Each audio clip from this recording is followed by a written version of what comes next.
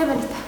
Чи энд чимлэгээ хийчихэд хошоо бай блог руу чимлэгээ шуулчихсан уу? Менежер би нөгөө өөрийнхөө талбайг цэвэрлжээд гэж тарж болох уу? Хүүхдээ эцэг юм болцсон хэрэгтэй болчиход.